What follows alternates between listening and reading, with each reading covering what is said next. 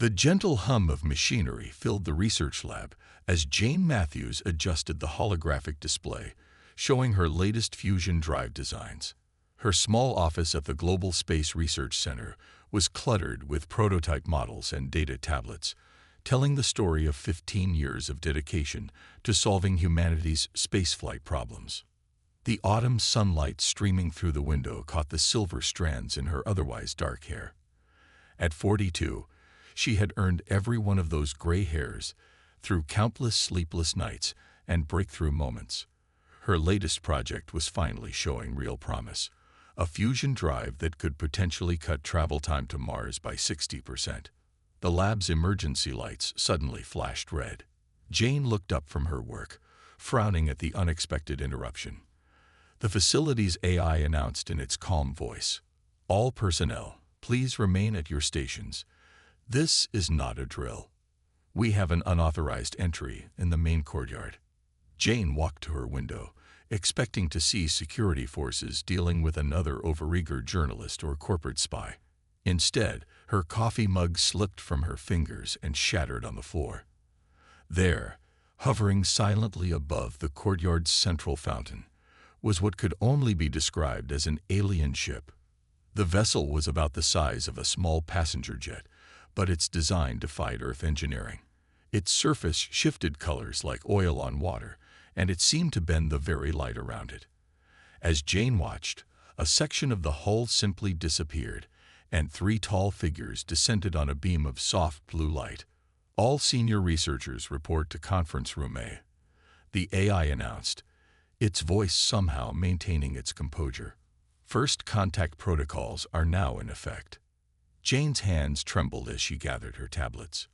15 years of theoretical work about advanced propulsion systems, and now actual aliens were landing in her workplace's courtyard. She hurried to the conference room, her mind racing with questions about their technology.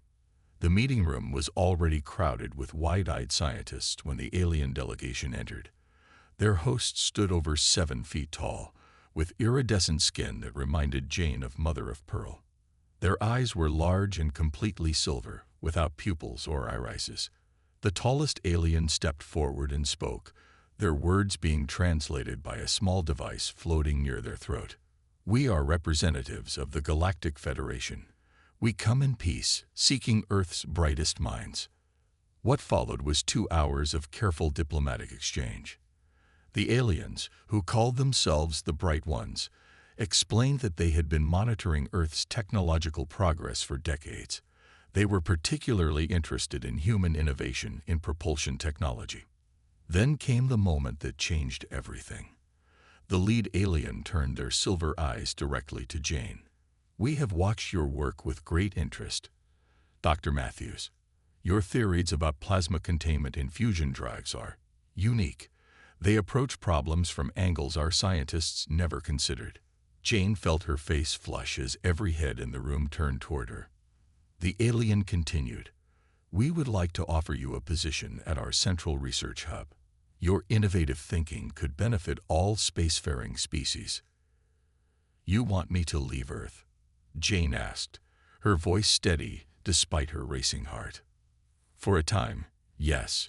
We can transport you aboard our fastest ship. The journey to the hub would take mere days using our quantum drive technology." Jane studied the holographic images they showed of their ships, sleek vessels that seemed to bend reality itself. They were beautiful, advanced, and completely alien. Something deep in her gut told her this wasn't right. "I'm honored," she said carefully, "but if I accept this position, I would prefer to travel on a human ship." The aliens exchanged glances, their pearlescent skin shifting colors rapidly. "But that would take months, perhaps years." The translator conveyed their confusion. "Our ships are far superior in every way." Jane smiled, thinking of her latest prototype designs. "Perhaps, but I believe humanity needs to make this journey on our own terms, with our own technology. We need to earn our place among the stars." The aliens seemed puzzled by her response, but Jane had made up her mind. Humanity's first steps into the galactic community would not be as passengers, but as equals who had built their own path to the stars. 3 days after the initial contact, Jane found herself in a massive hangar at the newly established First Contact facility. Before her stood two ships, one human, one alien, each representing a different path to the stars. The alien vessel, called the Stellar Grace, hovered silently, its surface rippling like liquid metal in the morning sun. Next to it sat a modified human cargo ship, the Star Wanderer, its sturdy frame and practical design a stark contrast to the alien elegance. "Please reconsider your choice, Dr. Matthews," said lead ambassador Bright, their pearlescent skin shifting to concerned shades of blue. "Our vessel offers quantum-shifted gravity fields, automated medical systems, and entertainment libraries from 1,000 worlds." Jane walked around both ships, her experienced eyes taking in every detail. The alien ship was undoubtedly a masterpiece of engineering, but something about it felt wrong.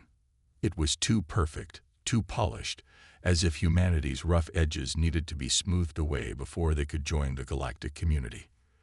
"Let me show you the comfort suite," Bright insisted, leading her up the light beam into their ship. The interior was even more impressive than the exterior.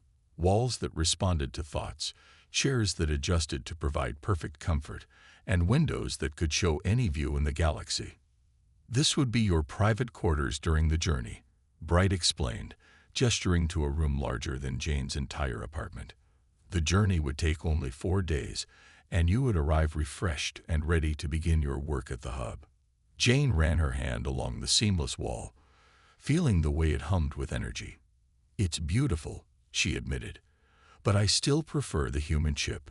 Bright's skin rippled with patterns that the translator interpreted as extreme confusion.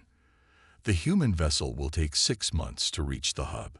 It has no quantum comfort systems, no galactic entertainment, and requires manual course corrections. Why would you choose discomfort over luxury?"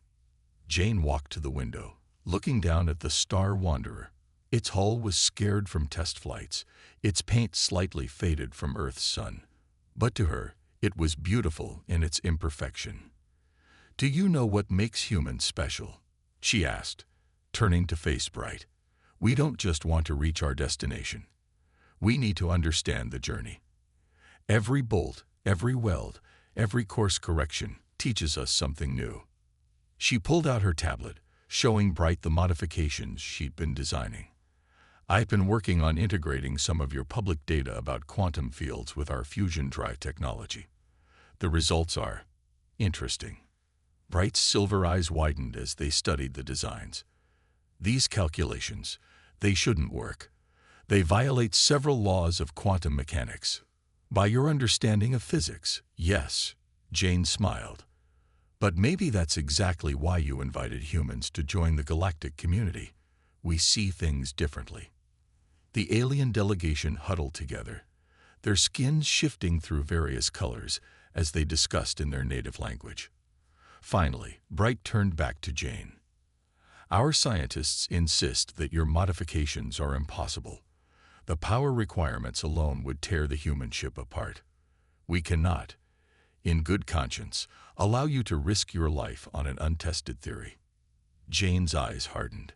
"That's not your choice to make. Humanity didn't get this far by playing it safe. We got here by taking calculated risks, by believing in ourselves even when others doubted us." She walked toward the exit beam, then paused.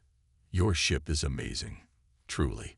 But if humanity is going to join the galactic community, we need to do it our way. We need to prove, to ourselves and to you, that we deserve our place among the stars." As she descended back to the hangar floor, Jane heard the aliens discussing frantically above. She smiled, knowing she had shaken their certainty. They had offered her luxury, comfort, and safety. But she had chosen something far more valuable: the chance to prove that humanity's primitive technology, combined with their unique way of thinking, could surprise even the most advanced civilizations in the galaxy. The Star Wanderer might not have quantum comfort fields or automated everything, but it had something more important: the spirit of human innovation and determination built into every weld and wire. The Star Wanderer sat in the hangar, Surrounded by a mix of human and alien engineers, Jane stood at a holographic console, making final adjustments to her hybrid drive system. Her hands moved quickly over the controls while alien observers watched with poorly concealed skepticism. "The power coupling ratios are impossible," muttered one of the alien scientists, their skin flickering with patterns of academic disapproval. "The quantum field will collapse within seconds of activation." Jane ignored them, focusing instead on the readouts from her latest simulation. The numbers danced across her screen, telling a story that only she seemed to understand. 6 weeks of non-stop work had transformed the cargo ship's engine room into something entirely new, neither purely human nor fully alien technology. "Ready for the first power test," she announced, her voice steady despite the tension in the room. The alien delegation moved back, their silver eyes fixed on the engine core. Even they couldn't deny their curiosity about what would happen next. The drive hummed to life, its distinctive sound unlike anything heard before on Earth or in the Federation. Blue-white energy pulsed through the new quantum-enhanced fusion core, creating patterns that defied conventional physics. Warning alerts flashed on the alien monitoring devices. "Shut it down," demanded the lead alien scientist, their skin flashing urgent red patterns. "The field harmonics are completely wrong. It's going to." The scientist's words cut off as the energy patterns suddenly stabilized, forming a perfect synthesis of human and alien engineering. The warning alerts fell silent. In their place, readings showed power levels that should have been impossible according to Federation science. Jane allowed herself a small smile. "The field harmonics aren't wrong," she explained, bringing up a detailed holographic model. "They're just different. We're not trying to force quantum fields to behave according to your rules. We're letting them work with our fusion technology in new ways." She pointed to various parts of the engine design. "See here, and here. We're using the natural chaos of the fusion reaction to stabilize the quantum field. It's like surfing a wave instead of trying to control the ocean." The aliens clustered around the hologram, their skins shifting through shades of confusion and dawning understanding. One of them, a younger scientist, moved closer to study the design. "But this violates the quantum harmony principles," they said, though their tone held more wonder than criticism. "We've always believed quantum fields must be perfectly controlled." "Sometimes the best control is knowing when not to control," Jane replied, making another adjustment. "Humans learn that lesson early. Nature isn't always about perfect order. Sometimes you need a little chaos to make things work." The engine's hum changed pitch, settling into a deeper resonance that seemed to vibrate at a fundamental level of reality. Power readings continued to climb, far beyond what the aliens had predicted possible. "We've achieved stable fusion quantum synthesis," Jane announced, her voice calm despite the achievement's magnitude. "Estimated travel time to the hub at full power, 28 days. The alien delegation erupted in a chorus of translated exclamations. 28 days was impossible. Their own ships, using pure quantum drive technology, took 4 days to make the same journey. The idea that a hybrid system could outperform their refined technology challenged centuries of their scientific understanding. Jane began powering down the engine, her movements precise and confident. "The ship will be ready for departure in 3 days. I've already filed the flight plan with both Earth Space Control and the Federation Transit Authority." As the aliens continued to debate among themselves, Jane walked through the engine room, checking connections and monitoring readings. She ran her hand along the hull, feeling the slight vibration of human engineering merge with alien science. This was more than just a new engine design.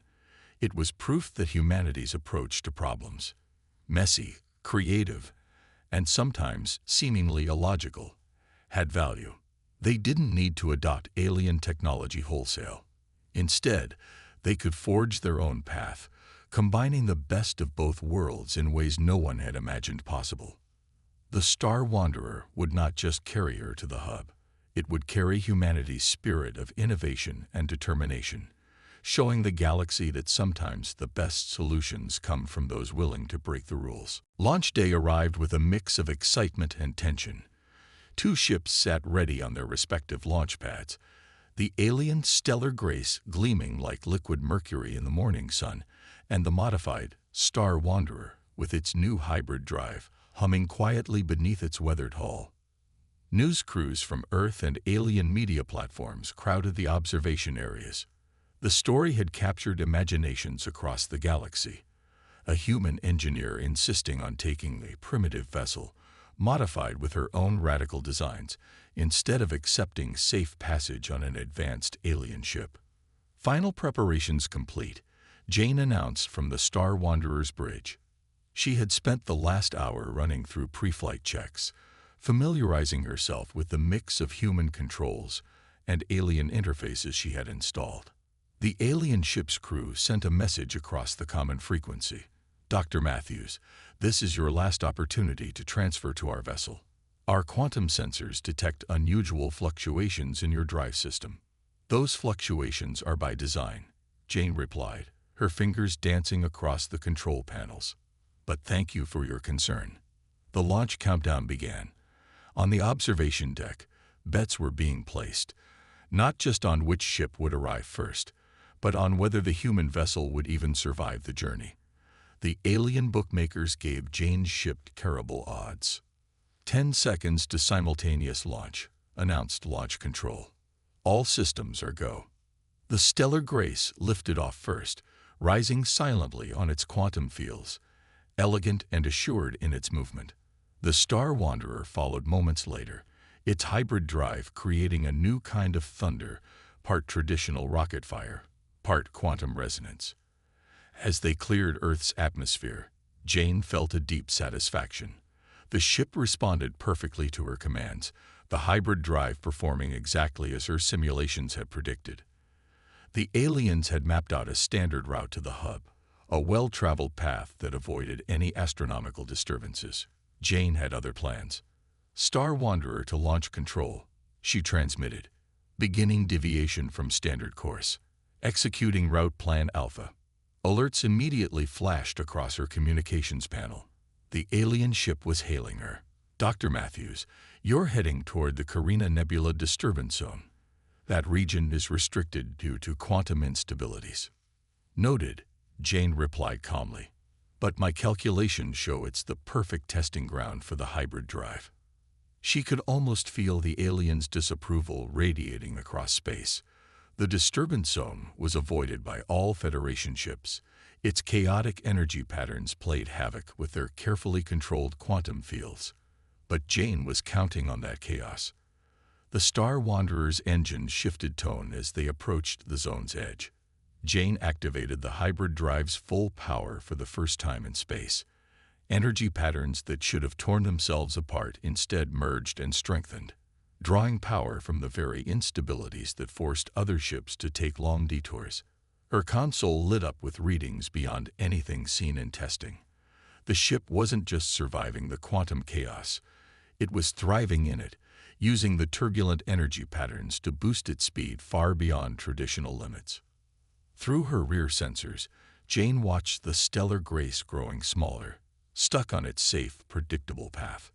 The aliens were transmitting a steady stream of warnings and scientific objections, but they faded into static as the Star Wanderer pushed deeper into the disturbance zone. Beginning full acceleration, Jane noted in the ship's log. Hybrid drive performing beyond expected parameters. Estimated time to hub, 23 days. She smiled as she made another course adjustment, threading between swirling quantum distortions that would have crippled a pure alien drive. This was what humanity brought to the galaxy.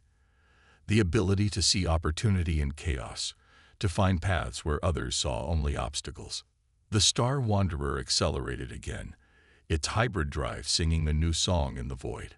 Behind her, the alien vessel grew smaller and smaller, until it was just another distant star in the vast expanse of space. The race had truly begun, and Jane was already rewriting the rules of what was possible. 12 days into the journey, the Star Wanderer sailed through the heart of the disturbance zone, like a surfer riding the perfect wave. Jane stood at her command station, watching as swirling quantum storms lit up the view screen with colors that human eyes had never seen before. The ship's hybrid drive had exceeded every expectation. Instead of fighting against the zone's chaos, it used the turbulent energy patterns to create new forms of propulsion. Each quantum distortion that would have crippled a Federation vessel actually pushed the Star Wanderer faster, like a sailboat catching unexpected winds. Warning: extreme quantum fluctuation detected ahead, the ship's computer announced, its voice a mix of human practicality and alien precision. Jane studied the readings. A massive quantum storm loomed before them, far larger than anything they'd encountered so far. Federation ships would have needed months to plot a safe course around such a phenomenon. She had other ideas. "Computer, divert auxiliary power to the harmonic stabilizers," she commanded. "Let's see what this storm can teach us." As they approached the storm's edge, the ship's sensors detected multiple Federation emergency beacons. Other vessels had marked this area as a grave danger, placing warning buoys to mark the safe boundaries. The Star Wanderer passed them without slowing. The first waves hit like a physical force. The ship shuddered as reality itself seemed to twist around them. Warning lights flashed across every console as the quantum fields bent in ways that Federation science had declared impossible. But Jane had anticipated this. Initiating Field Sync Protocol Alpha, she announced to the empty bridge. The hybrid drive's hum changed pitch, matching the storm's chaotic frequencies. Instead of trying to maintain rigid quantum fields like alien ships, the Star Wanderer let its fields flex and flow with the turbulence. Through the view screen, space itself seemed to fracture and reform. Colors shifted through impossible spectrums as fundamental forces twisted into new configurations. Any Federation scientist would have said the ship should be torn apart.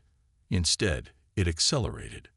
Energy absorption at 300% of projected maximum, the computer reported. Drive efficiency increasing exponentially. Jane's modifications were working better than she'd dared hope. The hybrid drive wasn't just surviving the quantum storm. It was learning from it, adapting its field patterns to match the chaos around them. Each massive energy surge pushed them faster, rewriting the laws of physics as understood by the Federation. She checked the long-range sensors. The stellar grace was now so far behind that its signal was barely detectable. The alien vessel, for all its advanced technology, was still crawling along the safe route while the Star Wanderer danced through the impossible.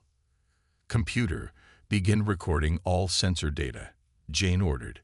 "The Federation's going to want a very detailed explanation of how we did this." The quantum storm reached its peak intensity. Reality buckled around the ship as space-time itself protested their passage. Jane felt it in her bones. They were doing something that no ship, human or alien, had ever done before. Then, like breaking through the surface after a deep dive, they burst through the storm's far side. The sensors cleared, showing open space ahead. Behind them, the massive quantum disturbance churned and sparkled like a sea of broken stars. Jane checked their position and had to double-check the numbers. They had covered a distance that should have taken weeks in just under 6 hours. The hybrid drive had used the storm's energy to achieve speeds that the Federation had declared theoretically impossible. "Computer, update estimated arrival time to the hub," she requested, still staring at the incredible readings. "At current velocity, 4 days, 17 hours, 22 minutes. Jane allowed herself a moment of pure satisfaction. They weren't just going to beat the alien ship. They were about to shatter every assumption the Federation had made about space travel. The human way of embracing chaos, of finding strength in imperfection, was proving itself among the stars. She sent a brief message back toward Earth. "Storm successfully navigated. Physics thoroughly broken. All systems nominal. Will arrive well ahead of schedule." The Star Wanderer continued its journey, leaving behind a wake of shattered scientific principles and very confused alien scientists. The Star Wanderer emerged from its final quantum jump on a quiet Tuesday morning by Earth time. The massive galactic hub station hung before them like a crystalline snowflake, its vast arms stretching out into space, and according to all arrival logs, they were 18 days early. "Unidentified vessel, you have entered restricted hub space," came the stern warning from hub control. "Please identify yourself immediately." "This is Dr. Jane Matthews aboard the Earth vessel Star Wanderer," she replied calmly. "I believe I'm expected, though perhaps not quite this soon." A long pause followed. Jane could almost picture the confusion in the control room as they verified her identity. The Star Wanderer was supposed to be somewhere in the middle of its long, slow journey, not already arriving at the hub. "Dr. Matthews." The controller's translated voice carried clear disbelief. "Our records show your departure was only 16 days ago. This is impossible." "Impossible seems to be humanity's specialty," Jane replied, bringing the ship into its assigned docking pattern. "I request permission for immediate docking. I have some rather interesting data to share with your science division." The docking bay was packed when she emerged from her ship. Federation scientists of various species crowded the observation galleries, their skins and surfaces shifting with patterns of excitement and disbelief. At the front of the greeting party stood the Federation's chief science director, their crystalline form glittering under the bay lights. "Dr. Matthews," the science director's translator conveyed, "you have caused quite a stir. Our sensors detected your vessel passing through areas we deemed scientifically impassable." Jane connected her tablet to the hub's main display system. "Let me show you why those areas aren't as impassable as you thought." The next 3 hours turned into an impromptu lecture that would change Federation science forever. Jane walked them through the hybrid drive's design, showing how it used quantum chaos to enhance traditional fusion power. The alien scientists watched in fascination as she explained how their own scientific impossibilities had actually helped push the ship faster. "But this violates our most basic understanding of quantum mechanics," one scientist protested, their multifaceted eyes spinning in confusion. "No," Jane corrected gently. "It violates your assumptions about quantum mechanics. The universe doesn't care about our rules. It only cares about what works." She brought up the sensor logs from the massive quantum storm. "Look here. When we stopped trying to control the chaos and instead worked with it, we discovered principles your science never considered. The storm wasn't a barrier. It was a highway, if you knew how to read the signs." The science director moved closer to the displays, their crystalline form reflecting the data in countless directions. "You achieved this by combining our quantum technology with human fusion drives, technology we considered primitive. Sometimes the best solutions come from unexpected combinations," Jane explained. "Humans have learned that progress often happens at the edges of what we think we know, not the center of what we're sure about." As if to emphasize her point, a new alert sounded. The Stellar Grace had finally arrived, following its safe, prescribed route. Its crew emerged to find their primitive human colleague had not only beaten them by over 2 weeks, but had rewritten significant portions of Federation physics in the process. The science director turned to address the gathered scientists. "For centuries, we have prided ourselves on knowing the laws of space and time. Today, a human showed us that we had become too certain, too rigid in our thinking. Perhaps it is time we learn to see the universe through new eyes." Jane watched as the alien scientists swarmed around her ship, their instruments scanning every detail of the hybrid drive. She had done more than prove human ingenuity. She had shown that true progress comes from combining different ways of thinking, from being willing to question even the most established principles. The Federation had invited humans to join their community expecting to teach them. Instead, they were learning that sometimes the best teachers are those who don't know what's supposed to be impossible. 6 months after the Star Wanderer's historic arrival, the galactic hub had transformed. Where once stood pristine corridors of pure alien design, now hybrid architecture blended Federation precision with human creativity. And at the heart of this change stood the newly established Matthews Institute of Hybrid Sciences. Jane walked through the main laboratory, watching teams of human and alien scientists working side by side.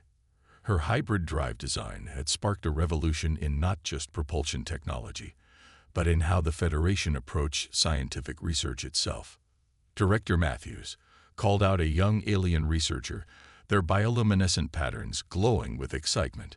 "We've successfully replicated your quantum chaos surfing technique in the medical scanner project. Patient recovery rates have improved by 300%. Jane smiled, examining their results. The same principles that had allowed her ship to ride quantum storms were now being applied to everything from medical technology to environmental systems. By embracing controlled chaos rather than fighting it, entire fields of science were advancing at unprecedented rates. "The latest student applications have arrived," announced her assistant, a crystalline being who had originally been assigned to keep the human from breaking anything important. Now they worked together as equals, each bringing their unique perspective to every challenge. The Institute had become the most sought-after research facility in the Federation.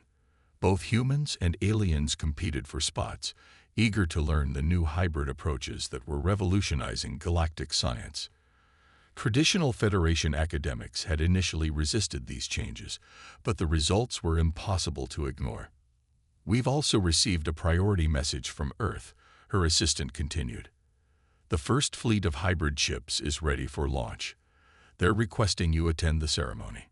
Jane brought up the specs for the new vessels. They were beautiful machines, each one representing the perfect blend of human intuition and alien technology.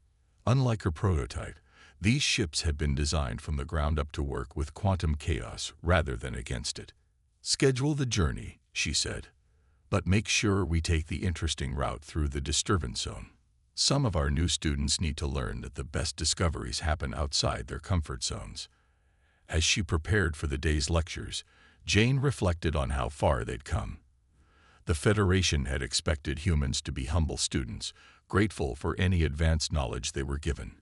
Instead, humanity had shown them that true advancement comes from questioning everything, from being willing to try the impossible.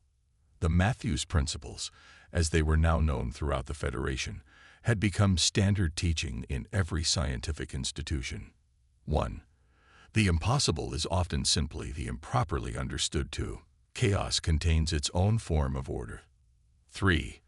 Progress happens at the intersection of different ways of thinking. 4. The best solutions are rarely the most obvious ones. A group of students passed by, arguing energetically about a new theory that combined human neural patterns with quantum computing. 6 months ago, such an idea would have been dismissed as nonsense. Now it was just another Tuesday at the Institute.